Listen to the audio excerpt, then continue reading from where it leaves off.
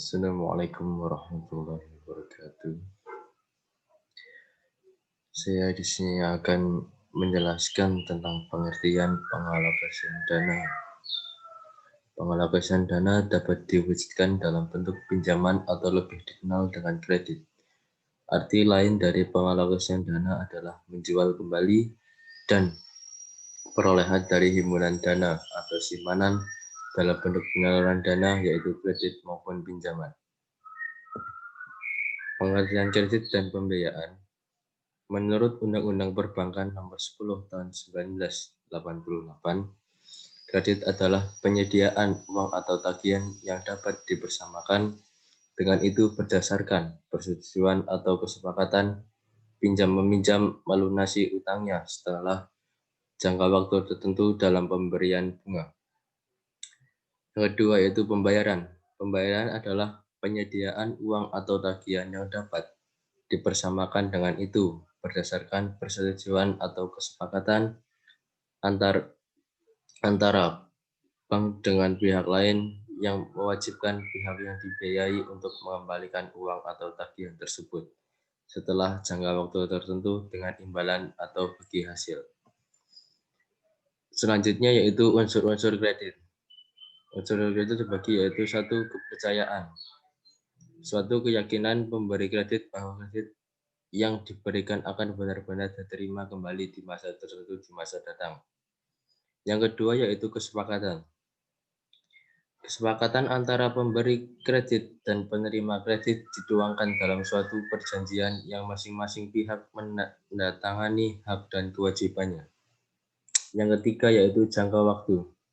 Jangka waktu mencakup masa pengembalian kredit yang telah disepakati. Yang keempat yaitu risiko.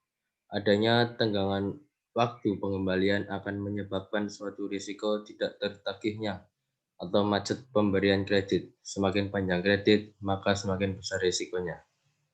Yang kelima yaitu balas jasa. Keuntungan atas pemberian suatu kredit atau jasa tersebut atau bunga. Selanjutnya yaitu tujuan kredit. 1. Mencari keuntungan, yaitu bertujuan untuk memperoleh hasil dari pemberian kredit. Yang kedua yaitu membantu usaha nasabah, yang bermaksud untuk membantu usaha nasabah yang memerlukan dana, baik dana investasi maupun dana untuk modal kerja. Yang ketiga yaitu membantu pemerintah, yaitu semakin banyak kredit yang disalurkan oleh pihak perbankan, maka semakin baik mengingat semakin banyak kredit berarti adanya peningkatan pembangunan di berbagai sektor. Yang selanjutnya itu fungsi kredit. Fungsi kredit itu terbagi menjadi 8. Yang satu yaitu untuk meningkatkan daya guna uang, yaitu jika uang hanya disimpan saja tidak dapat menghasilkan sesuatu yang berguna. Dengan diberikannya kredit, uang tersebut menjadi berguna untuk menghasilkan barang atau jasa oleh penerima kredit. Yang kedua yaitu untuk meningkatkan peredaran dan lalu lintas uang, yaitu untuk uang yang disalurkan akan beredar dari suatu wilayah ke wilayah lain sehingga suatu daerah yang kekurangan uang dengan memperoleh kredit maka akan memperoleh tambahan uang dari daerah lain. Yang ketiga yaitu untuk meningkatkan daya guna barang, yaitu kredit yang diberikan akan diolah menjadi berguna atau bermanfaat oleh si debitur. Yang keempat yaitu meningkatkan peredaran barang. Kredit akan memperlancar arus barang dari suatu wilayah ke wilayah lain. Yang kelima, fungsi kredit yaitu sebagai alat stabilitas ekonomi. Dengan adanya kredit yang diberikan akan menambah jumlah barang yang diperlukan masyarakat. Yang keenam yaitu untuk meningkatkan kegairahan berusaha, yaitu pengusaha menjadi lebih bersemangat untuk meningkatkan usahanya karena adanya tambahan pinjaman sebagai modal.